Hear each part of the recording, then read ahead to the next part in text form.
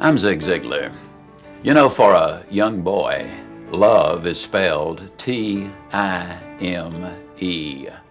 The problem is, there doesn't seem to be enough time today to do all of the things we need to do, especially if you're the pastor of a church. That's the reason I'm delighted to know that you're taking this time to look at what Scouting will bring to you. Timeless principles are learned in Scouting to show you the dramatic impact it can have. Any Scout who wins the God and Country Award and recognition in Scouting, 14% of them go into the ministry on a full-time basis. Can you imagine anything that would be any more effective? Yes, love is spelled T-I-M-E. And every bit of time that you spend bringing a scout troop into your church, under your jurisdiction, will be a complete demonstration of love and concern for these youngsters who too many times today do not have that role model they can look to.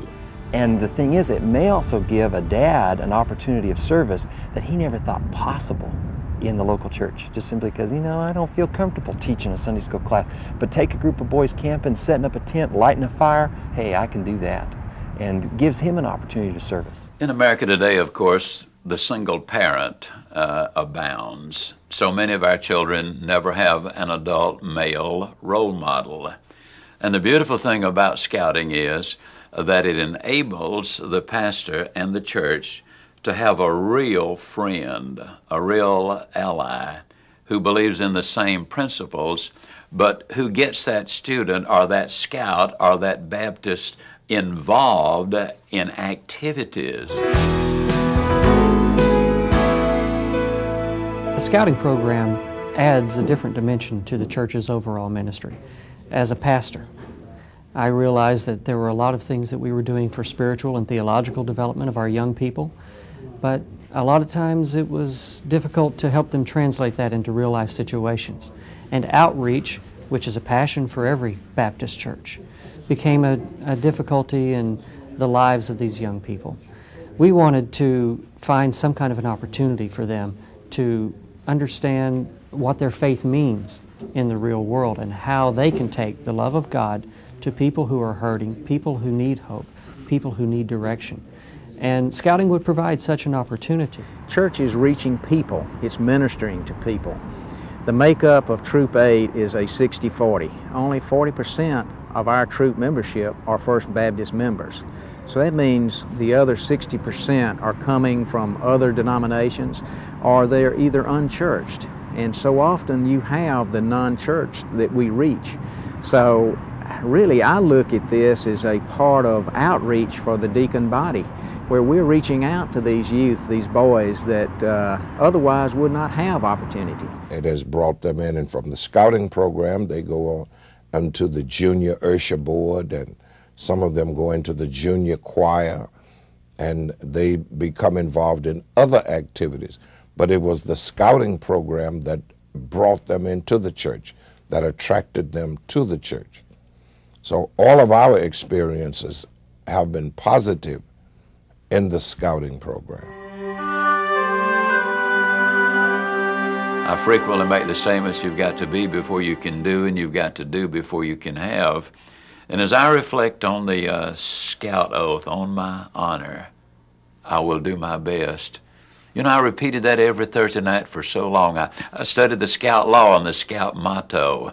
And as I've looked at what make men and women successful, I've realized that those are the very foundational stones upon which they build. I don't know of any other program really that could be of greater interest and teach the high moral and spiritual values that Scouting does than Scouting itself. We need to keep these kids busy doing something of a constructive nature. The typical 18-year-old has literally watched 17,000 hours of television, listened to 11,000 hours of music, and watched 2,000 hours of movies and MTV, teaching values there that are not consistent with success in life. Now, surely there's a much better use of time.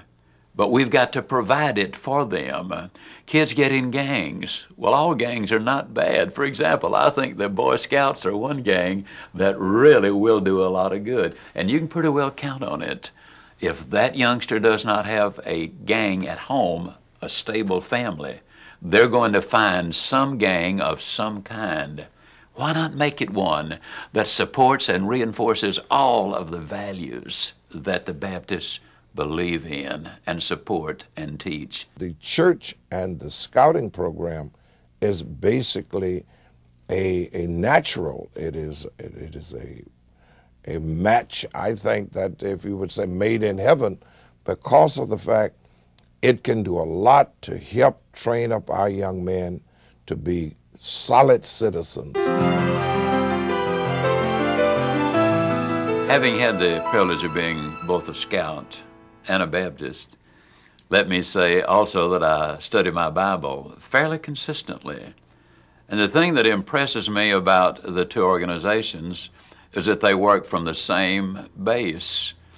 Now, the church talks a little bit more about Christ than the Scouts do, but the principles which are taught in scouting, we're supposed to be reverent. We have a lot of emphasis on the God and Country Award in our church, and actually have one staff member who is the chaplain for the scouting troop who works with him on this, and we've had 25 Eagle Scouts in our troop. All of those have God and Country Awards before they get to the Eagle Scout thing. And so they become well informed about the church, extremely helpful in the church, and they understand what church is better than perhaps a lot of kids do. The Scout oath, makes a statement to God and my country. And so being able to really focus in on what is your duty to God and the service hours that they do to their church and to their community. And they begin understanding how their church history works and their denomination and how all that fits together and how they as a Scout fit into that process. I think it's a tremendous opportunity just to expand and broaden their whole concept of what religious service is all about. They learn so much about their church and about their faith in this one-on-one situation that they actually become the leaders in Sunday school and in the youth groups and all that they do, so it helps us a great deal there. Royal Ambassadors is a boys' organization for teaching missions, for teaching that we are responsible for sharing our faith, that there's a reason for living in this world, that we're not accidental creations, that we're people here on mission and something to do.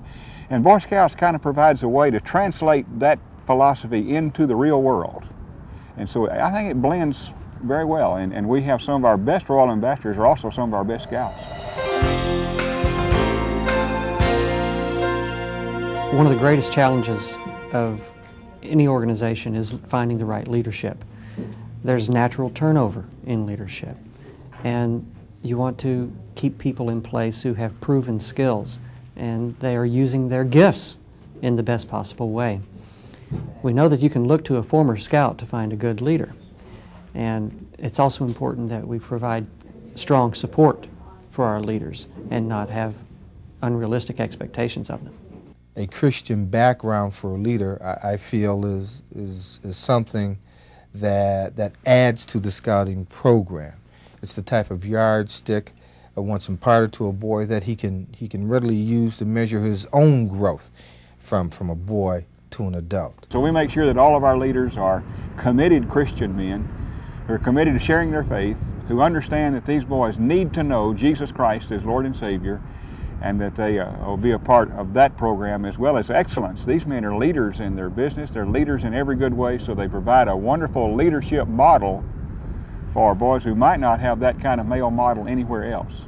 And yet there are also those people who may feel inadequate to teach a Sunday school class or work directly with the youth ministry or be involved in a spiritual sense. These people still have a lot to contribute to the life of the church. And yet how can we develop them into being a more well-rounded person and a stronger Christian and have a better and clearer Baptist identity? Scouting provides that kind of an opportunity. Well, I'd like to recommend the scouting program to any church, to pastor, to youth leader, to deacon group, because the first thing is the church owns the troop. This will be whatever program you want it to be. And if you want this to be a Christian program, it will be a Christian program because you'll have ownership of this thing and you'll have the benefit of all the national publicity, of all the good general feelings toward the Boy Scouts of America that are out there. You should have a scouting program in your church. It can't do anything but help. It can't do anything but embrace the ministries. I encourage you, pastor and pastors, to get involved in a big way. You might not even know this, but scouting is now an inner city in big-time way. While we're even going into correctional institutions and teaching the principles that will make a big difference. But wouldn't it be so much better to teach these principles that scouting does before those kids get in those correctional institutions? You've heard it all of your life. An ounce of prevention is worth a pound of cure. And scouts encourage, they lift, they give so many youngsters the hope that yes, when I win that merit badge, when I move and become a tenderfoot scout and a second class and a first class, did you realize that's goal setting personified right there? Objectives clearly defined, qualifications laid out in really specific terms. And when a youngster learns to reach those in scouting, he's just learned how to reach them in life. I encourage you, get involved now with scouting. It'll make a difference in a lot of lives.